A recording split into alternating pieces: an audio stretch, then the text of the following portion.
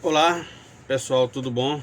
Bom, dando ainda continuidade ao Evangelho de Mateus. Agora vamos para o capítulo 8, né? Tendo Jesus descido da montanha, uma grande multidão o seguia. Eis que um leproso aproximou-se e prostrou-se diante dele, dizendo: Senhor, se queres, podes curar-me. Jesus estendeu a mão, tocou-o e disse: Eu quero ser curado. No mesmo instante, a lepra desapareceu. Jesus então lhe disse: Vê que não o digas a ninguém. Vai, porém, mostrar-te ao sacerdote e oferece o dom prescrito por Moisés em testemunho de tua cura. Aqui está bem claro, né, que Jesus ele respeita, né, a ordem sacerdotal estabelecida lá no Antigo Testamento, que prescrevia, né, um dom, uma dádiva pela pessoa que estava contaminado pela doença, no caso aqui a lepra. Ela ficando curada, então ela passava pela avaliação sacerdotal e apresentava o dom, né, o agradecimento a Deus pela cura, né? É algo muito importante porque Jesus realizou a cura. Ele realizou a cura, talvez não precisasse de mais nada, não é verdade? Mas não, observe que ele realizou a cura, mas ele respeitou a própria norma que havia sido estabelecida lá no livro do Levítico 14, de 1 a 32. É um pouquinho grande esta passagem, né? De fato, ela é realmente um pouco grande, mas eu vou dar uma olhada aqui. Levítico 14.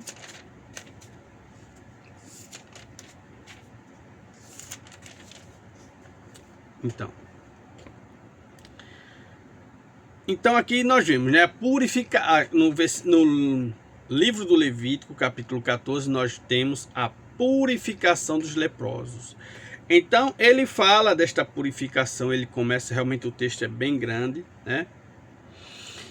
E aí ele vai tratar daquelas pessoas que tinham um pouco mais de condições e também daquelas pessoas que tinham menos condições, que deveriam o formato de sacrifício, né, que deveriam oferecer. No caso aqui, por exemplo, se for pobre e suas posses não lhe permitirem trazer tanto, tomará um só cordeiro em sacrifício de reparação, como oferta agitada, para fazer a expiação em seu favor.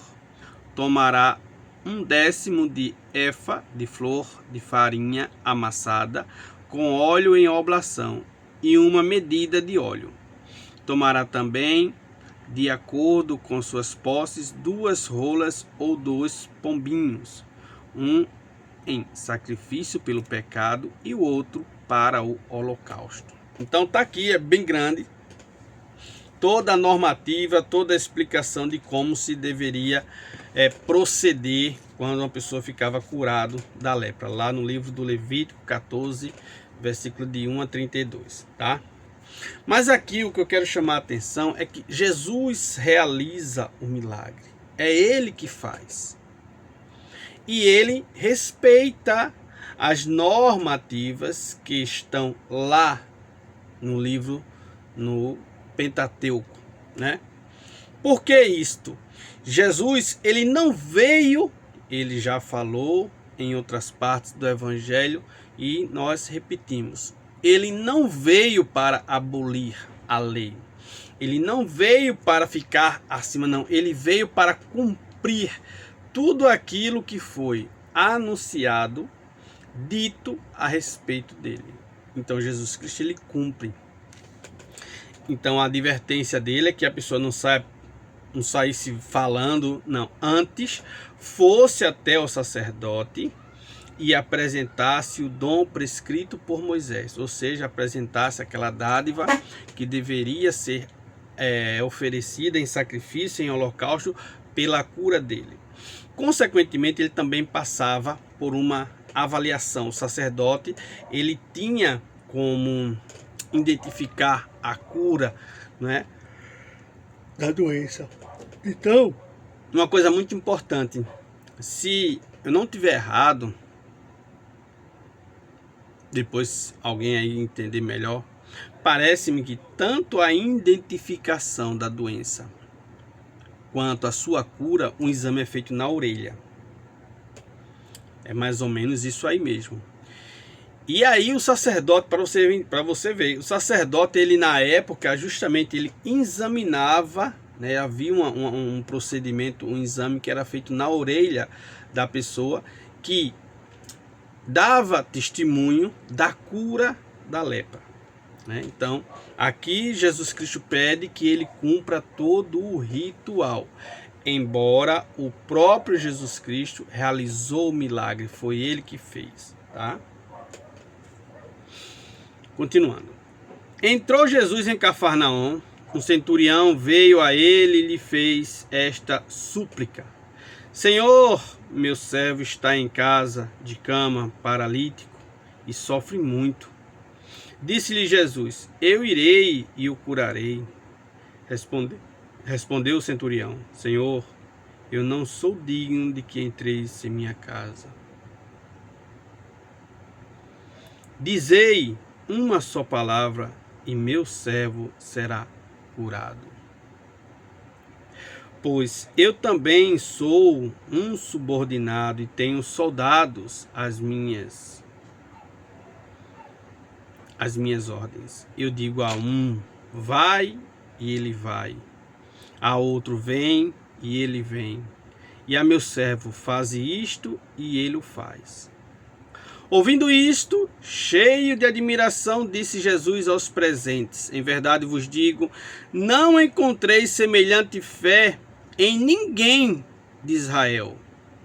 Por isso eu vos declaro que multidões virão do Oriente e do Ocidente e se assentarão no reino dos céus com Abraão, Isaque e Jacó, enquanto os filhos do reino serão lançados nas trevas exteriores, onde haverá choro e ranger de dentes.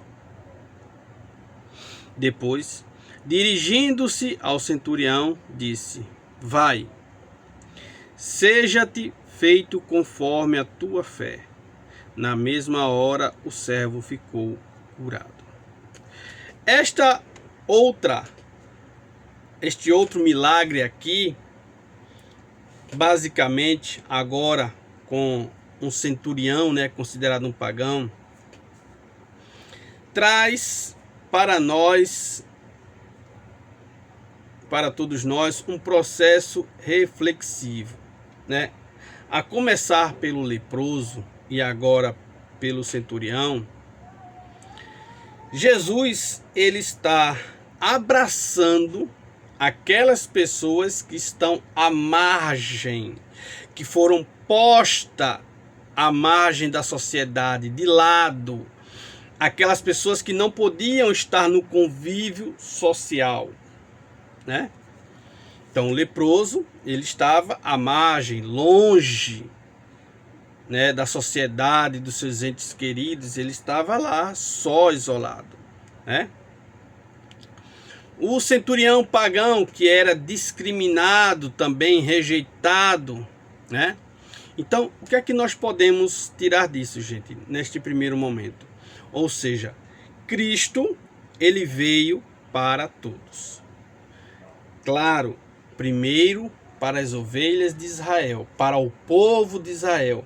para levar o povo de Israel à verdadeira conversão, para chamar o povo de Israel verdadeiramente ao sentido real de salvação. E depois, esta mesma salvação se estenderia por todo o mundo, sem exceção de ninguém. Cristo não faz exceção de ninguém. Então aqui nós temos a cura deste leproso, né? E agora nós temos a cura deste servo do centurião. E um ato de fé que o próprio Jesus diz que em todo Israel não tinha encontrado. Por que ele não tinha encontrado? Ele não havia encontrado confiança. Ora, os profetas falaram tanto de um Messias, os profetas falaram tanto do ungido, daquele que viria para restaurar Israel, e o povo não entendeu, o povo não compreendeu e não enxergou em Cristo o Messias. Então, aqui é algo notório para todos nós que Jesus, ele faz esta advertência, tá? Ele faz esta advertência a todo o povo de Israel. Olha, um pagão está mostrando mais fé, mais confiança do que vocês. Ele está demonstrando mais reconhecimento do que vocês. E por isso que Jesus acrescenta que virão do Oriente, virão multidões do Oriente e do Ocidente, se sentarão à mesa com Abraão, Isaque e Jacó, enquanto os filhos do reino serão lançados nas trevas.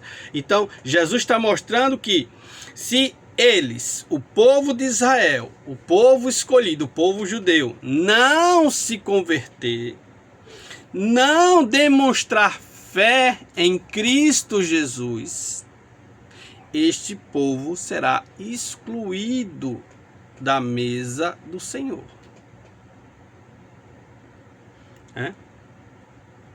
Porque Jesus mostra que multidões deverão apresentar-se com fé, com confiança. Aí, meu povo, aqui agora, como católico, né? Nós olhamos para toda a tradição da nossa Igreja Católica, por todas aquelas pessoas que foram martirizadas, todas aquelas pessoas que deram testemunho de fé, que morreram pela fé, principalmente lá no primeiro, segundo, terceiro, né, ali e até chegando ao quarto século. Todos aqueles testemunhos de homens de fé, de homens que viveram verdadeiramente a fé em Cristo Jesus, e que ali muito próximo ainda da era apostólica, nós temos ainda os discípulos dos discípulos. Nós temos, por exemplo, Policarpo de Esmirna, que foi criado até como filho do apóstolo João. Se não estou enganado, em um outro vídeo mais para frente eu vou mostrar a vocês. Nós temos algumas pessoas ali ainda próximo dos apóstolos, né, que chegaram a conviver. Nós temos, se eu não tiver errado, Clemente, Inácio de Antioquia, que teve a oportunidade de caminhar com Paulo e Pedro, de ouvir as pregações, né? A própria tradução diz que é justamente Inácio de Antioquia. Ele foi erigido bispo, né, pelo próprio Pedro, um líder, bispo, líder de uma comunidade grande.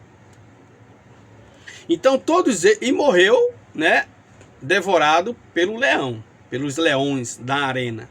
Então todas estas pessoas que deram verdadeiro testemunho de confiança em Cristo, todas estas pessoas representam esta grande multidão que vêm do Oriente, do Ocidente, para sentar-se à mesa. E hoje também olhamos para o Ocidente, nós temos inúmeras pessoas, inúmeros, né, que agora não temos aqui uma relação, nem vem à cabeça a todos, mas alguns nós temos Joana d'Arc, nós temos alguns líderes de comunidade, São Francisco de Assis, São Domingos, né? Nós temos muitos homens, São Patrício, que foi, né, o evangelizador da Irlanda. Então nós temos homens que confiaram firmemente no Evangelho e que viveram a força do Evangelho. Então Jesus, ele está na sua época vendo todo este grande milagre da conversão acontecer, e aconteceu, se concretizou, e todas essas pessoas, né, elas estão aptas, elas participam desta grande mesa do Senhor. Enquanto Jesus alerta para o povo judeu, enquanto vocês não demonstram fé e confiança em mim, vocês correm o risco de serem excluídos da mesa do Senhor. Então, é um aviso ao povo judeu. Depois, no seguir aqui da leitura, então Jesus diz, né? Vai, seja feito conforme a tua fé, né? E na mesma hora o servo ficou curado.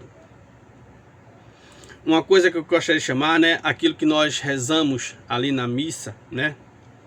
Senhor, eu não sou digno, logo após ali a mesa, a ceia eucarística, né?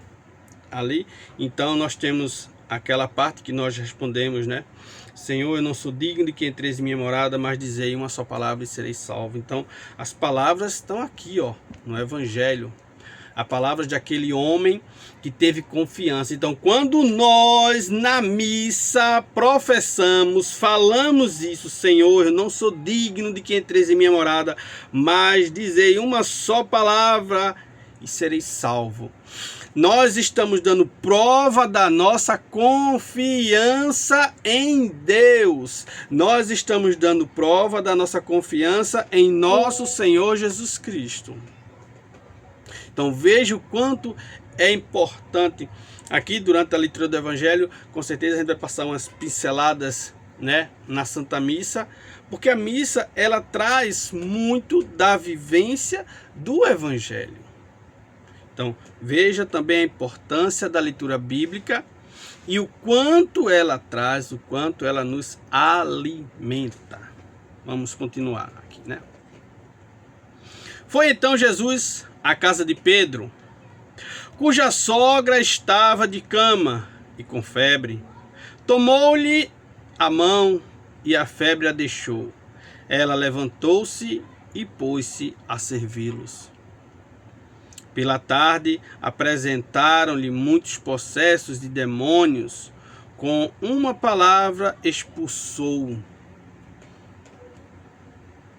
ele os espíritos e curou todos os enfermos. Assim se cumpriu a predição do profeta Isaías. Tomou as nossas enfermidades e sobrecarregou-se dos nossos males. Então veja aqui esta importância que o Evangelho de Mateus, capítulo 8, né, do versículo 1 até o versículo 17, traz para todos nós. E aqui agora, para a conclusão, nós vemos que Jesus ele abrange 3 classes para a época totalmente discriminados. Ainda hoje, né? Ainda hoje tem uma certa discriminação.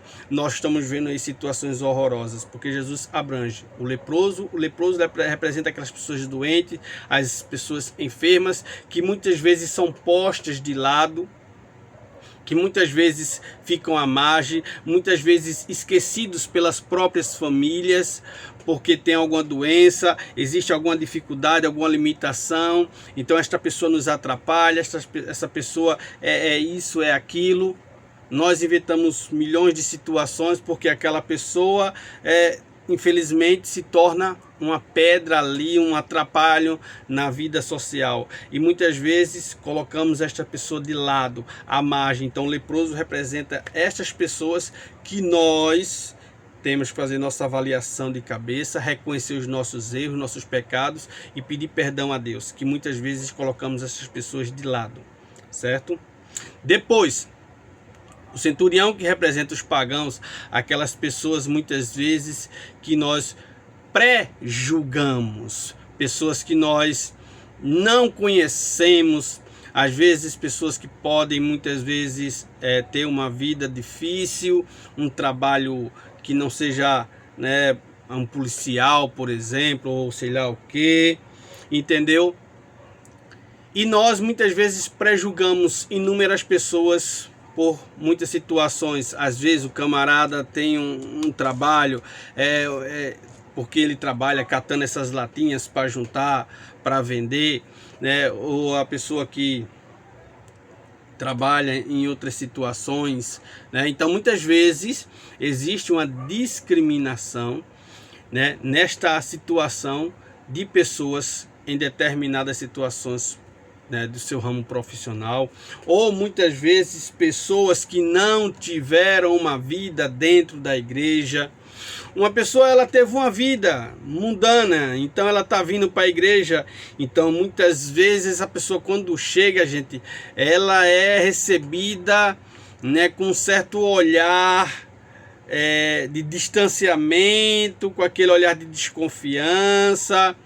Existe realmente, de fato, esta grande problemática. Então, nós muitas vezes prejulgamos as pessoas, porque a pessoa viveu no mundo, agora se converteu, então essa pessoa muitas vezes ela é recebida com aquele olhar de desconfiança. Logo de cara existem críticas, porque a pessoa veio vestida assim, assado. Minha gente, o indivíduo, o cristão, se converteu agora. Está chegando agora. Está conhecendo agora. Ele precisa ser acolhido. Ele precisa ser orientado. Ele precisa passar por uma catequese. Não é pré-julgando que nós vamos fazer daquela pessoa uma situação melhor. Podemos até afastar ela da igreja, tá? Conheço fatos, situações muitas vezes que por causa de uma palavra, uma situação mal colocada, afastou a pessoa da igreja. Certo? Então, gente, precisamos acolher. Fulaninho veio, seja bem-vindo, meu amigo, entre, sente-se. Vamos participar da celebração com alegria, com júbilo, porque aquela alma, aquele ser que é importante, sim, que não é só você não, nem eu, aquele ser, aquele cristão também é importante para Cristo, porque Cristo também morreu por ele, que muitas vezes saiu do caminho das drogas, que muitas vezes saiu do caminho de inúmeros vícios, do jogo, né, da bebedeira. Vem, meu irmão, senta-te aqui, vamos participar da celebração. A catequese, ela vem posteriormente, educando, mostrando a leitura da Bíblia, o conhecimento. Então, gente, Jesus Cristo, ele atinge essa primeira classe dos doentes, dos enfermos que são afastados. Ele atinge essa segunda classe por inúmeras questões, sejam elas de trabalho ou sei lá qualquer outra coisa, e também pessoas que estão também à margem da sociedade, pessoas que nós pré-julgamos. Fulaninho é uma pessoa totalmente, não tem jeito aquele dali, né?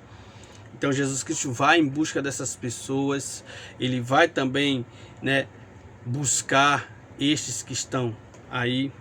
E por fim, a mulher, a sogra de Pedro, a mulher que era uma pessoa que também ficava em segundo plano, ali segundo, terceiro plano, né? A mulher que era também colocada meio aqui de lado. E aí a ida de Jesus Cristo lá na casa de Pedro vai até ela, cura ela, né? Trazendo o que? Restaura. Veja que após a cura, ela se levantou-se, pôs a servi-los. Então, a dignidade, Jesus, ele restabelece a dignidade daquela mulher. Ele traz ela para o meio novamente, para estar ali com todos, para participar com todos, certo? Então, nós temos, e aí essa primeira parte aqui do capítulo 8, no versículo 17, termina com a profecia de Isaías: tomou as nossas enfermidades, sobrecarregou-se dos nossos males. Isaías 53, 4. Então, gente, deixo aqui, logo nessa primeira parte aqui do capítulo 8, versículo 1 ao 17, esta real importância para todos nós meditarmos. Cristo não faz acepção de ninguém. Ele abrange a todos. Ele vai buscar a todos. Todos são importantes. Foi por todos que ele derramou seu sangue. Não só foi por uma classe, não só foi por uma minoria. Não, foi por todos. Agora, o que é que acontece? Como Jesus Cristo aqui alerta aos judeus, também este alerta serve para nós. Não é Cristo, não vai ser Deus que vai tirar, que vai nos afastar da ceia, do banquete. Não. Somos nós. As nossas atitudes, a nossa arrogância, a nossa prepotência, os nossos preconceitos. Porque tá na moda, né, a política agora aí, fulaninha de direita, cicraninha de esquerda, eu não falo com cicraninha, coisa mais horrorosa que se existe, que se plantou no meio da sociedade brasileira. Isto é vergonhoso. Eu não vou falar com fulaninho porque ele é de direita. Eu não vou falar com fulaninho porque fulaninho é de esquerda. Coisa vergonhosa. Isso é algo que vai de encontro aos princípios do Evangelho. Jesus Cristo não veio aqui para estar dentro de partido político, não. Eu quero frisar isso aqui agora, neste finalzinho dessa primeira parte. Jesus Cristo não veio para partido político, não, certo? Se você acha isso, meu amigo, lamentável, você está no caminho muito errado. Ele não veio para lado A, lado B, não. Ele veio para todos. Jesus Cristo veio para todos. Ele não quer saber se você é de direita, de esquerda, ele não quer saber. Ele quer saber se você cumpre o Evangelho. Ele quer saber se você está consciente do Evangelho. É isso que ele quer saber. Se você cumpre os mandamentos. Se você ama a Deus e ao próximo como a si mesmo. Se você faz o bem ao teu semelhante, sem olhar o que ele é, ou o lado B ou A, não importa. Você faz o bem ao teu semelhante. Você traz o bem para o teu semelhante. É isso, é o foco do Evangelho. Amém, meu povo? Então, ficamos por aqui. No próximo vídeo, continuando o capítulo 8 aí, a partir do versículo 18. Obrigado.